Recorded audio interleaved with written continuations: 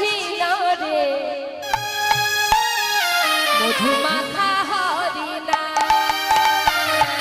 কে আনিল রে কোথায় ছিল রে মধুমাখা হরিণা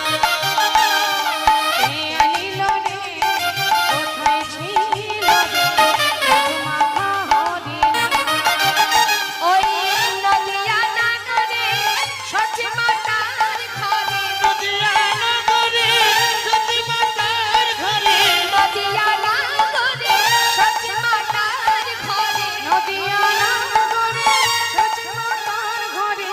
উদয়